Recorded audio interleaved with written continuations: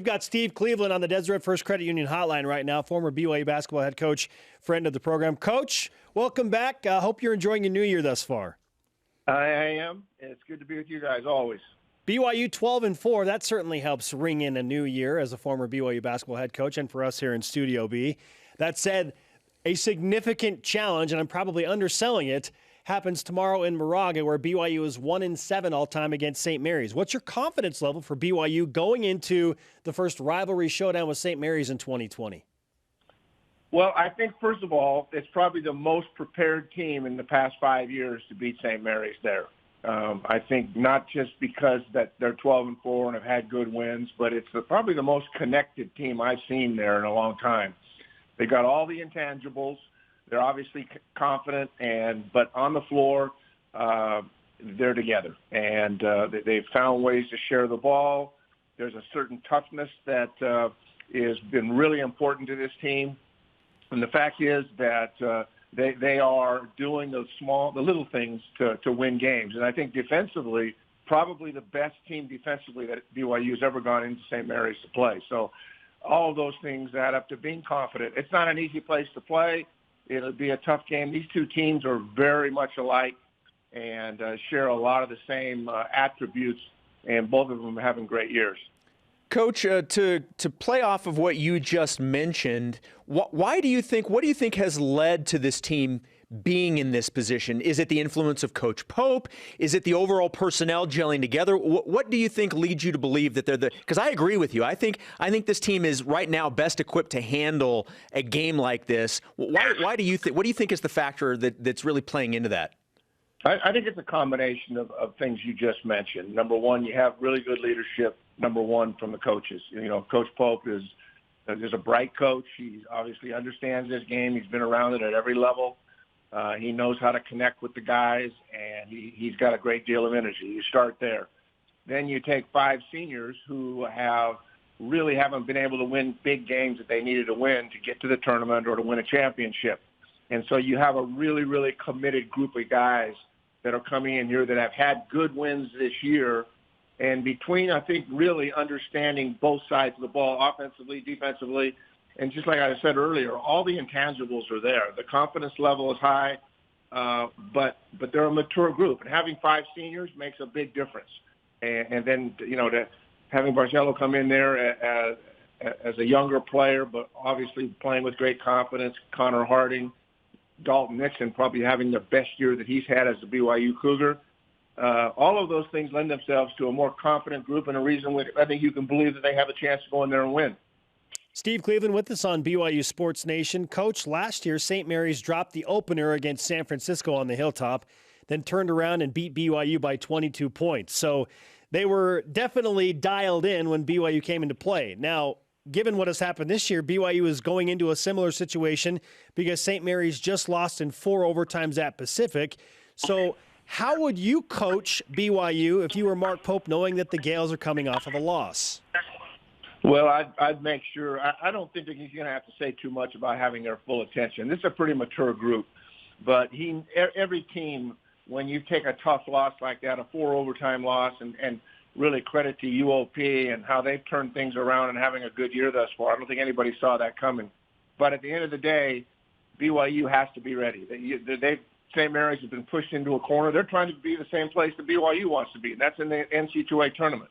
They can't afford back-to-back losses, and so they're going to be hungry, and they're going to be scratching and clawing and doing everything they can. And so they're going to be prepared. I don't think Coach Pope has to say anything. I think everybody clearly understands. This isn't a freshman-sophomore group. This group understands what's at stake here. A win at St. Mary's, boy, it puts them in a great position to not only win the WCC, but in a position to get to the NC2A tournament. Coach, this is a question that we could never have asked you while you were coaching, because we all know the answer that we would get. But now we can ask you these hypothetical questions and get your take. Both Spencer and I weighed in on this in our last segment. We're going to give you the hypothetical scenario that you can take one of 2 things. You can either have 2 wins over St. Mary's or 1 versus Gonzaga. Which would you take? To be honest with you, we've had one win over Gonzaga in the past, and it didn't get them to the tournament. So I think probably another thing I would add to that is when would those two wins come? If they're both in the postseason, both in the regular season, then probably I take a Gonzaga win because they're the number one team in the nation. But BYU's done that already. What they've never done is swept Saint Mary's, and I think either one probably is going to be a signature enough win if they do what they're supposed to do to get them into the NCAA tournament. The one thing about beating Gonzaga that comes to my mind, if you beat them, now you have a chance to win a West Coast Conference championship. Steve Cleveland with us on BYU Sports Nation. And yes, when the game is played, absolutely factors into that conversation, especially if BYU is playing Gonzaga in the WCC tournament in Las Vegas. And that's for the first tournament championship since you were the coach in 2001. That said, Coach, it's about Randy Bennett and Saint Mary's tomorrow. What is it about Saint Mary's that makes them such a consistently tough matchup, not just for BYU, but for any team in the WCC? Well, I think they have a lot of the character traits that this year's BYU team has, but they've had it for a long time. They are connected. I mean, they're connected offensively, defensively. They make the extra pass. They play intelligently. They understand their roles. They've always had good leadership, and they've also had really good players. Ford and Fitz this year will make plays that, and there's a toughness. Randy has always had guys that have had a number of Australian young people that have come in that they recruited there, and they've always kind of come in with a chip on their shoulder in that kind of toughness. So, and all of those things lend to great team chemistry, and so they understand their roles and what they are. They're talented, but they're not any better than 3 or 4 teams that BYU's already played, neither played close to or beat. So I don't think there's a discrepancy between talent with this BYU and Saint Mary's team. I think they're very evenly matched. But year after year, Randy Bennett has gotten these guys to play together and play connected and really be selfless with the ball. So you get talent. Talent they say is never enough. Well, it's true. And you got to have the intangibles to play a championship caliber basketball. And with the intangibles in place, they've always been in place for St. Mary's. He's always had a culture there that you could see it on the floor, how they played together. And I believe that BYU this year has all those same character traits as well. Jordan Ford has always been a thorn in the side of teams in the WCC, and now he's a senior. He's leading the team in scoring. I think he's coming off a career-high 36 points in like 58 minutes because of the 4 overtimes. I mean, but it's not just Jordan Ford. You mentioned some of the other guys around him. What do you think specifically from an X's and O's standpoint, what Randy's got this year?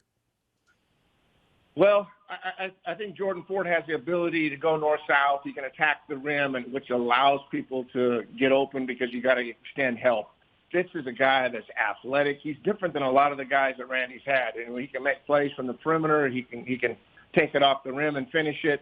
And the other guy, even Tanner Krebs, who, again, another senior, 6'6". They've got a 6'6", 6'7", 6'8". They don't have a real great size, but they're all interchangeable, much like BYU. They can switch on almost everything. That toughness, I just think of toughness when I think of Randy's teams, to be honest with you. But they have the personnel. They don't have great depth. They've got about 6, 7 guys, but they're just smart. They seldom get into foul trouble. They don't beat themselves. I guess that's the best way to put it. St. Mary's typically doesn't beat themselves, and that 4 overtime loss to UOP, Jahil Tripp goes for 39 points. And, UOP's been sitting on a really tough time for about 2 or 3 years. So you're kind of happy to see them turning that thing around a little bit as well. But they don't beat themselves. And that's what the most unique thing, I think, and the greatest attribute you can say about a coach is that he's got his guys to execute a game plan day in and day out, and they just don't beat themselves. Coach, great to catch up with you. As a reminder, he's the last man to lead BYU to a postseason conference tournament championship. We're hoping for more of that vibe this year, Coach. Thanks for the time. Yeah, me too. Take care, guys. Bye-bye. You got it.